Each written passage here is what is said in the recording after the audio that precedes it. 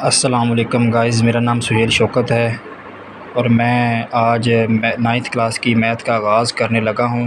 हम पहले चैप्टर से शुरू करेंगे और यानी कि थॉरली तरतीब से हम इसको साथ साथ लेके चलेंगे। हम आते हैं पहले चैप्टर की तरफ। पहले चैप्टर का नाम है कालब और कालबों का मक्ता। कालब क्या चीज़ है, हम सबसे पहले इसको देखें। कालब वो चीज़ है जिसको कोई भी हकीकी अदाद जिसको हम एक मुरब्बी ब्रैकेट में लिखते हैं उसे कालब कहते हैं। मिसाल के तौर पर हम मिसाल ले रहे हैं, मिसाल के तौर पर हमने मुरब्बी ब्रैकेट लगानी है। सबसे पहले इसमें हम कोई मवाद ले सकते हैं। मिसाल के तौर पर ले रहे हैं हम 1 2 3 4 5 6, ये हमारा कालब है। और इसकी निशानी इसको ज़ाहिर किससे करती हैं? मुरब्बी ब्रैकेट से। किससे? मुरब्बी ब्रैकेट से। ये है इसकी निशानी। उसके बाद नीचे आता है, इसके इकसाम में आता है कतारी कालब। इसमें है यानी कि सिर्फ़ एक ही कतार हो, जिसमें सिर्फ़ एक ही कतार हो। मिसाल है हमारे पास छोटी सी 1 2 3, ये इसकी मिसाल है कालमी, जिसमें सिर्फ़ एक ही कॉलम हो। मिसाल है इसकी, आपने इसी को यानी कि ये पहले आप कतार में इसको कॉलम में कर लें 1 2 3, ये मसावी कालब जिसमें तमाम का तमाम उसका मर्तबा बराबर आ जाए तब भी मसावी कालब है, या उसके अंदर जितनी भी अरकान है वो मसावी हैं। यानी कि 2 कालब मसावी होते हैं जिनका मर्तबा बराबर आए या बराबर हो, मसावी कालब कहलाता है। चले हम आते हैं मशक नंबर पहले पे। तो पहला हमारा जुज़ है कालबों का मर्तबा मालूम करना। सबसे पहले मैं यहाँ पर आपको बताऊँगा कि कालबों का मर्तबा कैसे मालूम किया, यानी कालबों का मर्तबा क्या है। कालब का मर्तबा में आता है, कालब का मर्तबा इसमें आता है कालमों की तादाद, कालम की तादाद या कालमों की तादाद, कालमों की तादाद और कतारों की तादाद। इसमें मैं आपको पहले बता चुका हूँ कालम क्या है। कतारी कालब क्या है? जिसमें कतार ऐसी हो।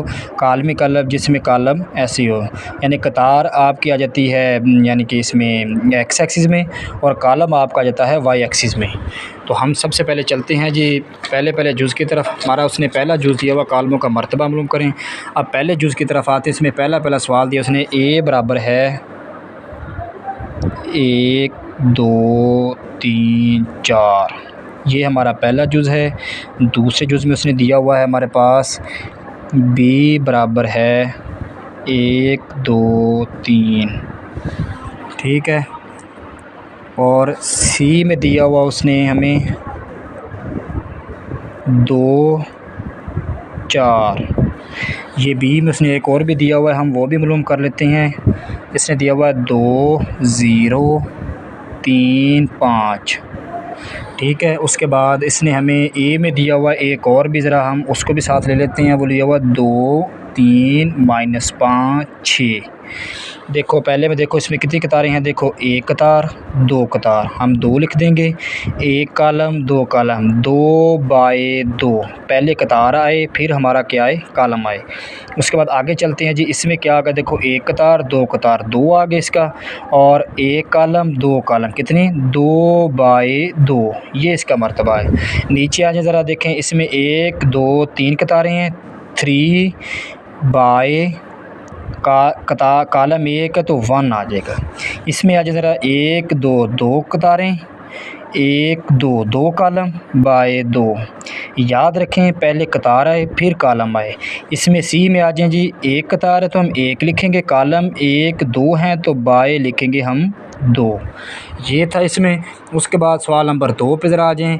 बाकी इंशाल्लाह अगर आपको इसकी समझ आ गई है तो इंशाल्लाह आप बाकी क्वेश्चन भी आप खुद कर लेंगे। अगर किसी को ना आए तो मुझे कमेंट में आपने लाजमी बताना है, हम अगले क्वेश्चन भी स्मैश करवाऊँगा। जुज़ नंबर 2 में उसने लिखा हुआ है कौन कौन से कालब आपस में मसावी हैं, कौन कौन से कालब आपस में मसावी हैं। जुज़ नंबर हमारा 2 है, मसावी कालब बताएं। इसमें हम सबसे पहले लिखते हैं जी, हाँ जी हमारा सवाल नंबर 2 है कि बताना है आपने इसमें से कि आपस में कौन कौन से कॉलम आपस में बराबर हैं। तो आते हैं जी, पहला हमारा जूज़ है उसमें उसने दिया हुआ a is equal to 3, b is equal to 3 5, c is equal to 5 minus 2, d is equal to 5 3, e is equal to 4 0 6 2, f is equal to 2 और 6, g हमारे पास है जी 3 माइनस 1 एंड नीचे है 3 प्लस 3।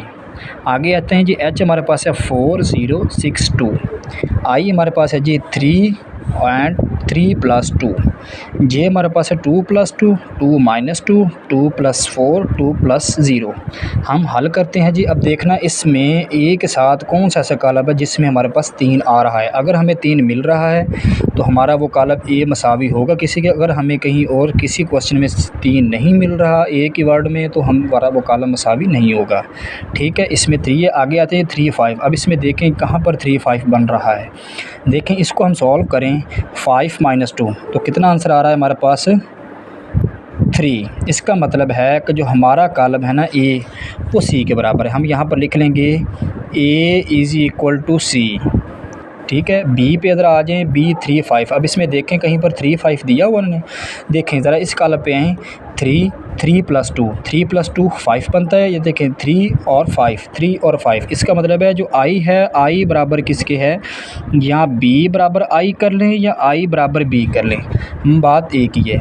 ये हमारा हो गया था। उसके बाद डी पे आ जाएँ 5 और 3। देखें यहाँ पर कहीं पर 5 और 3 दिया हुआ है, नहीं कहीं दिया। इसका मतलब है कि डी का जोड़ा नहीं है। अब हम ई की तरफ आते हैं। देखें 4 0 6 2 4 0 6 2 4 0 आ गया। देखें ज़रा इसको सॉल्व करें। 2 प्लस 2 4 बनता है, 2 माइनस 2 0 बनता है, 2 प्लस 4 6 बनता है और 2 प्लस 0 2 बनता है। इसका मतलब है कि हमारा ई एच और जे कॉलम आपस में क्या है, मसावी हैं। E is equal to H is equal to J. अब उसके बाद हमारे पास ये रह गया। देखें या एफ़ कॉलम देख लें या जी देख लें। इसको सॉल्व करते हैं। 3 minus 1 is equal to 2, 3 plus 3 is equal to 6। 2 और 6 हैं दोनों में, तो हम इसको कर लेंगे एफ़ बराबर इज़ इक्वल टू जी। ये था इसमें मसावी कॉलम। उसके बाद ज़रा हम आते हैं, इसका लास्ट जुज़ है इसी मशक का कि वो कह रहे हैं इसके अंदर आपने ए बी सी और डी की कीमत मालूम करें। ठीक है, हम ज़रा इसका जी स्टार्ट करते हैं जी। हमारे पास तीसरा जुज़ है 1.1 का। तो उसने कहा है इसमें से आपने ए बी सी डी की कीमत मालूम करनी है। तो हम यहाँ पर आते हैं, ये बराबर है ना ए प्लस सी बराबर है 0 के, ए प्लस 2b बराबर है हमारा -7 के, c minus 1 is equal to 3, 4d minus 6 is equal to 2d के। हम यहाँ पर लिखते हैं a बराबर c या a प्लस c बराबर है 0। आगे a plus 2b is equal to -7। उसके बाद नीचे लिखते हैं c minus 1 is equal to 3। यहाँ पर लिखते हैं जी 4d minus 6 is equal to 2d के। पहले से हमने a की कीमत मालूम करनी है, दूसरे से हमने b की कीमत मालूम करनी है, तीसरे से हमने c की कीमत मालूम करनी है, चौथे से हमने d की कीमत मालूम करनी है। हाँ जी, देखें यहाँ पर अगर हम पहले की तरफ आते हैं, ज़रा देखें यहाँ पर अगर हमारे पास c की कीमत होगी तो हमारे पास हमें a की कीमत मालूम होगी। तो इसका मतलब अभी हम इसे सॉल्व नहीं कर सकते। दूसरी की तरफ ज़रा आ जाएँ, इसमें हमारे पास अगर a की कीमत होगी तो हमारे पास b की कीमत मालूम होगी, अगर a की नहीं है तो हमारे पास b की कीमत मालूम नहीं होगी। ज़रा c की तरफ आ जाएँ, इसमें देखें हमारे पास c minus 1 is equal to 3। यहाँ पर देखें ये माइनस का है, जब हम बराबर इज़ इक्वल टू के इधर लेके जाएंगे तो एक प्लस का हो जाएगा।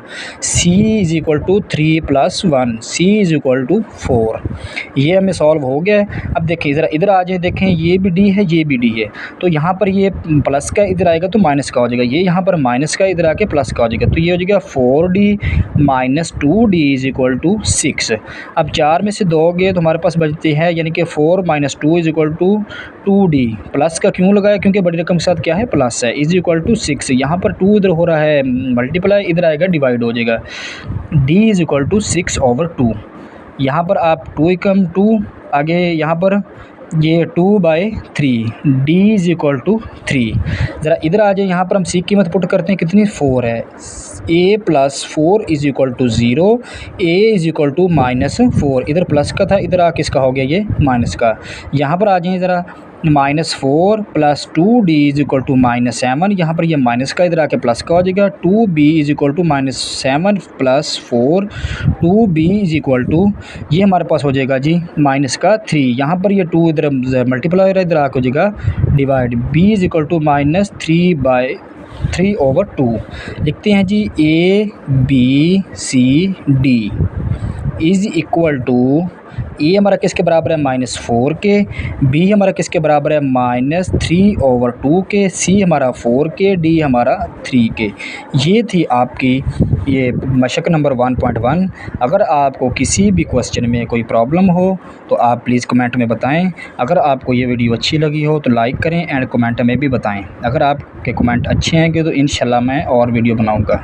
थैंक यू, अल्लाह हाफिज़। इंशाल्लाह नेक्स्ट लेक्चर में मिलेंगे। बाय।